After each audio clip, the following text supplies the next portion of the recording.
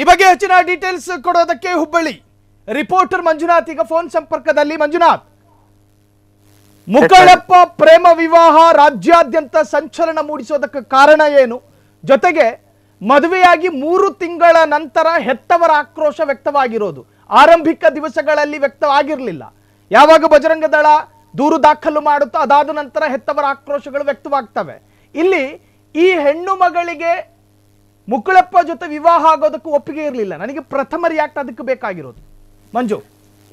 ಇಲ್ಲಿ ಪ್ರಮುಖವಾಗಿ ಇಲ್ಲಿ ನಾವು ಗಮನಿಸ್ಬೇಕಂತಂದ್ರೆ ಯೂಟ್ಯೂಬರ್ ಧಾರವಾಡದಿಂದ ಯೂಟ್ಯೂಬರ್ ಮುಕ್ಕಳಪ್ಪ ಎಂಬ ಖ್ಯಾತಿ ಪಡೆದಿರುವಂತ ಖ್ವಾಜಾ ಅನ್ನುವ ವ್ಯಕ್ತಿ ಏನದು ಯುವಕ ತನ್ನ ಪ್ರೇಮ ವಿವಾಹವನ್ನು ಮುಂಡಗೋಡದಲ್ಲಿ ಆಗಿರುವಂತದ್ದು. ರಿಜಿಸ್ಟರ್ ಮ್ಯಾರೇಜ್ ಆಗ್ತಾನೆ. ಮ್ಯಾರೇಜ್ ಆಗಿ 3 ತಿಂಗಳು ಕಳೀತಾವೆ.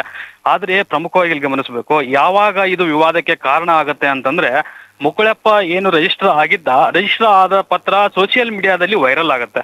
ವೈರಲ್ ಆದ ತಕ್ಷಣಕ್ಕೆ ಅದಕ್ಕೆ ಹಿಂದೂಪರ ಸಂಘಟನೆಗಳು ಎಚ್ಚೆತ್ತುಕೊಂಡಂತ ಇವನ ಮುಕ್ಕಳಪ್ಪನ ರಿಜಿಸ್ಟರ್ ಮ್ಯಾರೇಜ್ಗೆ ವಿರೋಧ ವ್ಯಕ್ತಪಡಿಸ್ತವೆ. ಈ ವಿರೋಧವನ್ನು ಎಲ್ಲಿವರೆಗೂ ಹೋಯ್ತಾರೆ ಅಂತಂದ್ರೆ ಸ್ಟೇಷನ್ ಮೆಟ್ಟಿಲವರೆಗೂ ಹೋಯ್ತಾರೆ. ಧಾರವಾಡ ಗ್ರಾಮೀಣ ಸ್ಟೇಷನ್ ಮೆಟ್ಟಿಲ ಮುಂದೆ ಪ್ರತಿಭಟನೆ ಮಾಡಿ ಇವನ ವಿರುದ್ಧ ಪ್ರಕರಣದ ಕೂಡ ದಾಖಲು ಮಾಡ್ತಾರೆ. ಇದು ಒಂದು ಭಾಗ. ಆದ್ರೆ ಇನ್ನು ಮುಕ್ಕಳಪ್ಪ ಏನು ಇದ್ದಾನೆ, ಗಾಯತ್ರಿಯನ್ನು ಮದುವೆ ಆಗಿದ್ದಾನೆ. ಪ್ರೇಮ ವಿವಾಹ ಪ್ರಮುಖವಾಗಿ ಧಾರವಾಡ ಜಿಲ್ಲೆಯಿಂದ ಬಿಟ್ಟು ಮುಂಡಗೋಡದ ರಿಜಿಸ್ಟರ್ ಮದುವೆ ಆಗಿರುವಂತದ್ದು. ಯಾಕೆ ಮುಕ್ಕಳಪ್ಪ ಇಷ್ಟೆಲ್ಲ ಪ್ರೇಮ ವಿವಾಹವಾಗಬೇಕಾದ್ರೆ ಅದಲ್ಲಿ ಧಾರವಾಡ ಜಿಲ್ಲೆಯಲ್ಲಿ ರಿಜಿಸ್ಟರ್ ಆಫೀಸ್ ಇತ್ತು. ಒಂದು ವೇಳೆ ಇವರು ಯಾಕೆ ತಾಯಿ ಮಗಳನ್ನು ಹೆಣ್ಣಿನ ಮಕ್ಕಳ ಕುಟುಂಬ ಕಡೆಗೆ ಮನವೊಲಿಸುವಂತ ಪ್ರಯತ್ನ ಯಾಕೆ ಮಾಡಲಿಲ್ಲ ಎಂಬ ಪ್ರಶ್ನೆಗಳನ್ನು ಸೋಷಿಯಲ್ ಮೀಡಿಯಾದಲ್ಲಿ ಈಗ ಸಾಕಷ್ಟು ಚರ್ಚೆಗಳಾಗ್ತವೆ. ಪರವಿರೋಧ ಚರ್ಚೆಗಳು ಅಂತೂ ಸಾಕಷ್ಟು ಸಮಯದಲ್ಲಿ ಈಗಾಗಲೇ ಹುಟ್ಟಿಕೊಂಡಿರುವಂತದ್ದು. ಇದರಲ್ಲಿ ಬಜರಂಗ ದಳ ಯಾವಾಗ ಭಾಗವಹಿಸುತ್ತೆ ಅದು ಸೋಷಿಯಲ್ ಮೀಡಿಯಾದಲ್ಲಿ ಸಾಕಷ್ಟು ಚರ್ಚೆಗಳು ಕೂಡ ನಡೆಯುತ್ತವೆ. ಇದರ ಪರ ವಿರೋಧ ಒಂದ್ ಸೈಡ್ ಹಿಂದೂ ಪರ ಮಾತಾಡ್ತಾ ಇದ್ರೆ ಇನ್ನೊಂದು ಪರ ಮುಕ್ಕಳಪ್ಪನ ಪರ ಚರ್ಚೆಗಳು ನಡೀತಾ ಇರುವಂತದ್ದು. ಪ್ರಮುಖವಾಗಿ ಈಗಾಗಲೇ ಇದರ ಕುರಿತಂತೆ ಧಾರವಾಡ ಗ್ರಾಮೀಣ ಸ್ಟೇಷನ್ ನಲ್ಲಿ ಒಂದು ದೂರು ಕೂಡ ಬಜರಂಗದಳ ದಾಖಲಿಸಿರುವಂತದ್ದು. ಅದರ ಪ್ರಕಾರವಾಗಿ ಗ್ರಾಮೀಣ ಸ್ಟೇಷನ್ಗೆ ಮುಕ್ಕಳಪ್ಪ ಮತ್ತು ಈ ದಂಪತಿಗಳನ್ನು ಕೂಡ ಕರೆಸಿ ಅವರ ರಿಜಿಸ್ಟರ್ ಮ್ಯಾರೇಜ್ಗಳನ್ನು ಪಡೆದುಕೊಂಡು ಅವರ ಹೇಳಿಕೆಗಳನ್ನು ಕೂಡ ದಾಖಲು ಮಾಡಿದ್ದಾರೆ. ಪ್ರಮುಖವಾಗಿ ಇನ್ನೊಂದು ವಿಚಾರ ಬಜರಂಗದಳದವರು ಪ್ರಶ್ನೆ ಎತ್ತಿರುವಂತದ್ದು, ಹಿಂದೂ ವಿರೋಧಿ ವಿಡಿಯೋಗಳನ್ನು ಮಾಡ್ತಾನೆ, ಹಿಂದೂ ಹೆಣ್ಮಕ್ಳನ್ನು ಮಾತ್ರ ಬಳಸ್ಕೊಳ್ತಾನೆ, ಅವಹೇಳನಕಾರಿ ಹಿಂದೂ ಸಂಪ್ರದಾಯ ಆಗ್ಲಿ ಹಿಂದೂ ಹೆಣ್ಮಕ್ಳನ್ನಾಗ್ಲಿ ಸಂಪ್ರದಾಯವನ್ನು ಅವಹೇಳನಕಾರಿಯಾಗಿ ವಿಡಿಯೋ ಮಾಡಿ ಅದನ್ನ ತನ್ನ ಯೂಟ್ಯೂಬ್ ನಲ್ಲಿ ಪಬ್ಲಿಷ್ ಮಾಡ್ತಾನೆ. ಇದರಲ್ಲಿ ಅವನಿಗೆ ಲೈಕ್ಸ್ ಎಲ್ಲವೂ ಬರ್ತಿರ್ಬೋದು. ಆದ್ರೆ ಒಂದು ಧರ್ಮದ ಪ್ರಕಾರ ಯಾಕೆ ಒಂದು ಅವಹೇಳನ ಮಾಡಬೇಕು ಎಂಬುದು ಬಜರಂಗ ದಳದವರು ಪ್ರಮುಖವಾಗಿ ಪ್ರಶ್ನೆನೂ ಕೂಡ ಆಗಿದೆ. ಇಲ್ಲಿ ಇನ್ನೊಂದು ಪ್ರಮುಖವಾಗಿ ಬಜರಂಗ ದಳದವರು ಕಾರ್ಯಕರ್ತರು ಮಾಡ್ತಿರುವಂತದ್ದು ಲವ್ ಜಿಹಾದ್. ಇದು ಒಂದು ಲವ್ ಜಿಹಾದಕ್ಕೆ ಪ್ರಕರಣಕ್ಕೆ ಸಂಬಂಧಪಟ್ಟಂತ ಪ್ರಕರಣವಾಗಿದೆ.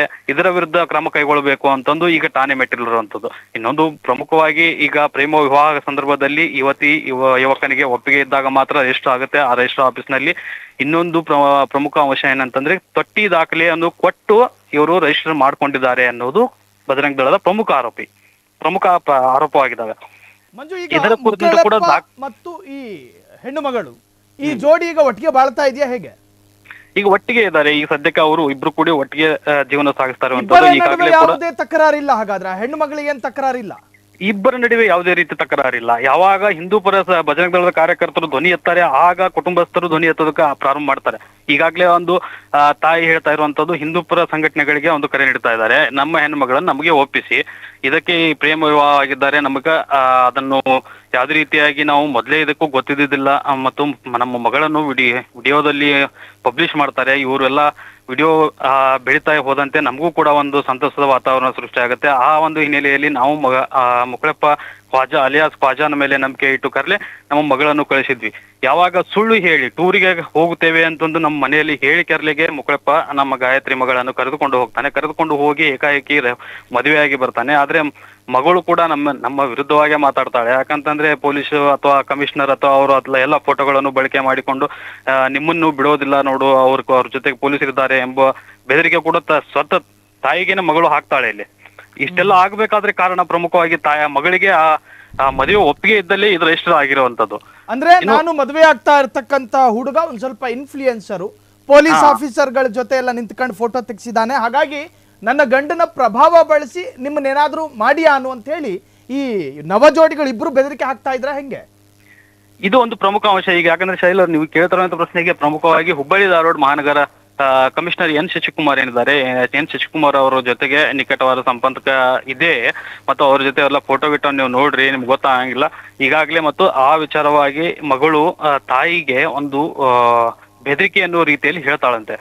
ಈ ಒಂದು ವಿಡಿಯೋದಲ್ಲಿ ಈ ಪೊಲೀಸ್ ಕಮಿಷನರ್ ಇದ್ದಾರೆ, ಅವರಿಂದ ದೊಡ್ಡ ದೊಡ್ಡ ಅಧಿಕಾರಿಗಳು ಇದ್ದಾರೆ, ನೀವೆಲ್ಲರೂ ವಿರೋಧ ಮಾಡಿದ್ರೆ ನಿಮ್ಮನ್ನು ಸುಮ್ಮನೆ ಬಿಡೋದಿಲ್ಲ ಅನ್ನೋ ಎಂಬ ಹೆದರಿಕೆ ಕೂಡ ಹಾಕ್ತಾಳೆ ಅನ್ನೋ ಆರೋಪ ಕೂಡ ಸಾಕಷ್ಟು ಕೇಳಿ ಬಂದಿರುವಂತದ್ದು. ಹೆತ್ತ ತಾಯಿಯಿಂದಲೇ ಈ ಆರೋಪ ಕೇಳಿ ಬಂದಿದೆ.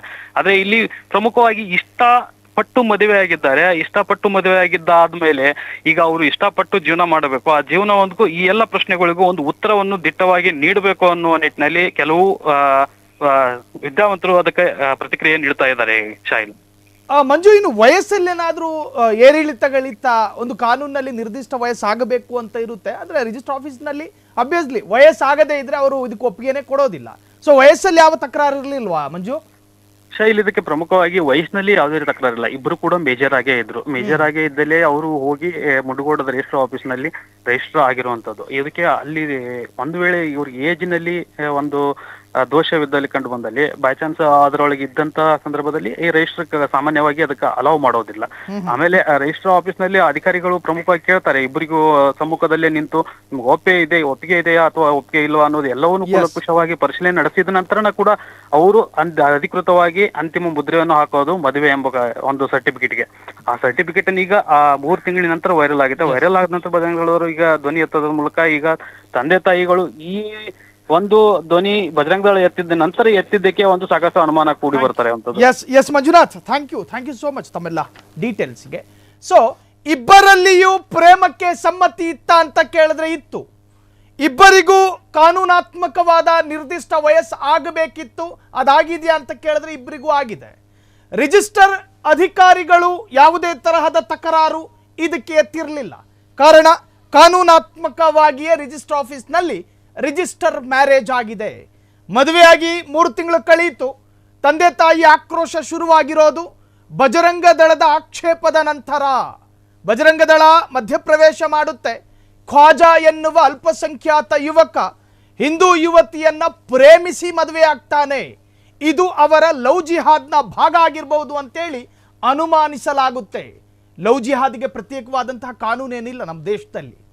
ಲವ್ ಜಿಹಾದ್ ಹೇಗೋ ಲವ್ ಕೇಸರಿ ಎನ್ನುವಂಥದ್ದು ಎರಡೂ ಕೂಡ ವಿವಾದಾತ್ಮಕವಾಗಿ ನಮ್ಮ ದೇಶದಲ್ಲಿ ಉಳಿದಿದ್ದಾವೆ. ಒಟ್ಟಾರೆ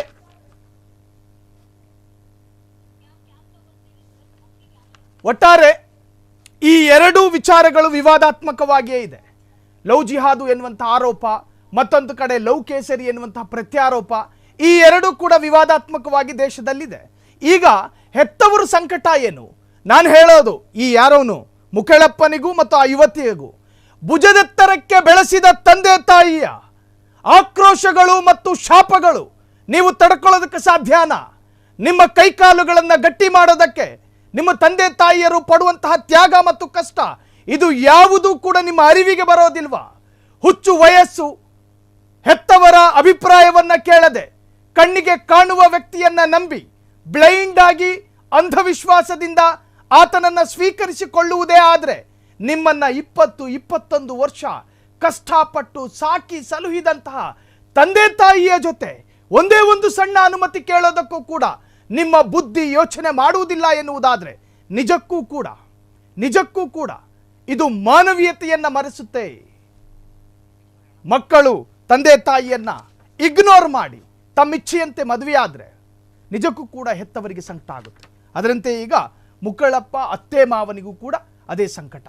ಕ್ಷಣದ ಸುದ್ದಿಗಳಿಗಾಗಿ ಫ್ರೀಡಂ ಟಿವಿ ಸಬ್ಸ್ಕ್ರೈಬ್ ಮಾಡಿ, ಲೈಕ್ ಮಾಡಿ ಹಾಗೂ ಫಾಲೋ ಮಾಡಿ. ಹೊಸ ಸುದ್ದಿಗಳ ನೋಟಿಫಿಕೇಶನ್ಗಾಗಿ ಬೆಲ್ ಐಕಾನ್ ಮೇಲೆ ಕ್ಲಿಕ್ ಮಾಡಿ.